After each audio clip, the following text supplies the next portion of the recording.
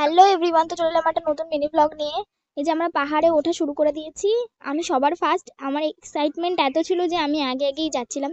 তো এখানে পাথরগুলো এতই উঁচু উঁচু ছিল যে মানে পা হাত পুরো ব্যথা হয়ে গেছিলো। তো সবাই, কেউ যদি ভিজিট করতে আসে এখানে, তো অবশ্যই কমফোর্টেবল চটি পরে আসবে, না হলে আর কি যে হবে সেটা যে উঠবে সেই জানে। তো এই যে উঠছিলাম, উঠতে উঠতে এত কষ্ট হয়ে গেছিলো। মিডিলে তো একটা বানরের সাথে আমার দেখা হয়ে গেছিলো, সে কেমনভাবে তাকিয়েছিল। সে সময় আমি ক্যামেরাটা অফ করে দিয়েছিলাম, ভিডিও করার সাহস ছিল না, কারণ যদি ফোনটা নিয়ে দৌড় দেয় তার জন্য।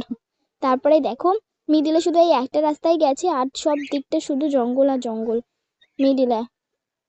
আমরা একটু সকাল সকালই গেছিলাম, কারণ রোদ উঠলে খুবই গরম লাগতো তাই। উইন্টার সিজন, কিন্তু হলো এখানটায় বেশি একটা ঠান্ডা নেই।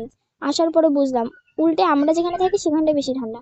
তো এখানে আমরা এতই হাঁপিয়ে গেছি, রাস্তার মিডিলে মিডিলে একটা একটা দোকান ছিল, তো এখানে সবাই, আমার জামাইবুর এতই গরম লেগে গেছে, আমি সোয়েটারগুলো এখানেই রেখে চলে গেছিলাম। এই যে এই কাকুটার কাছ থেকে আমরা কটবেল মাখা নিচ্ছিলাম, আর আমরা বলছিলাম ভালো করে মাখাতে।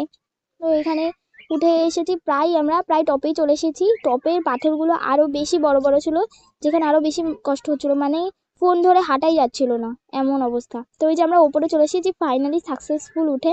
তো পাশে আরেকটা পাহাড় ছিল, কিন্তু ওই পাহাড়টায়